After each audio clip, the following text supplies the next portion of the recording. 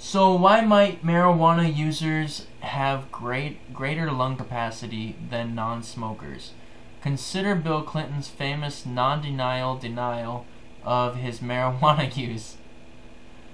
"I didn't inhale," and Barack Obama's retort that he inhaled frequently. That was the point.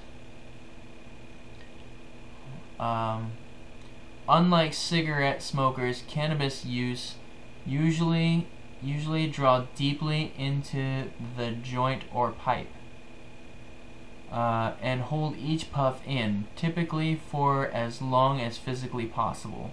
And that could actually explain why they have greater lung function, because they are trying to achieve that high that they typically get from marijuana.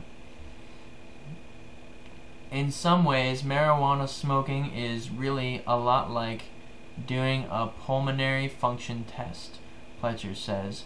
This practice or exercise might expand lung capacity and account for the unusual results. That, honestly, in my opinion, that is probably why the results are unusual like that. Because I've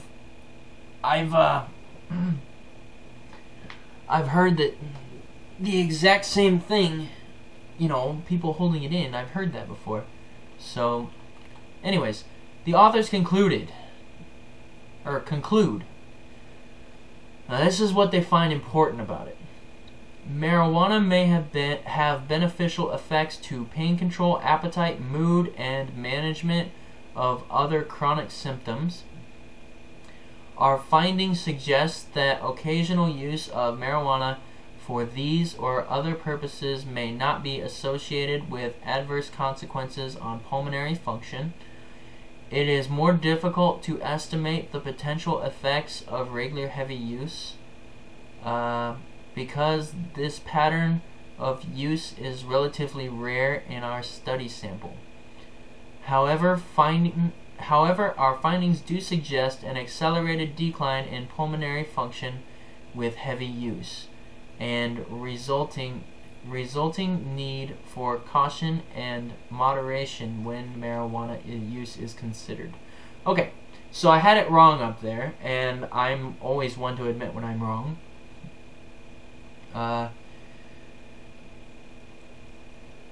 The lung capacity goes down with higher use. So, with heavy use, it states. But casual, as in the majority of how people use marijuana, is not bad as per se the lung function. And it can be beneficial to chronic symptoms, pain control, appetite, mood. Mood is beneficial. I don't know about you, but if I'm feeling stressed out, I might light up a doobie from now on. But that's just based off of what the authors conclude. Let's keep going and stay unbiased here.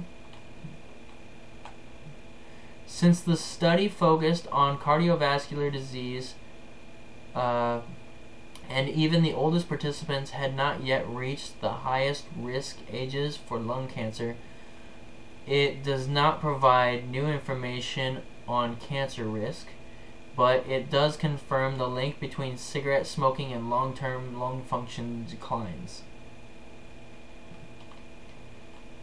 That's a good thing. That basically tells us that cigarettes are bad, ladies and gentlemen. Stop smoking them if you smoke them.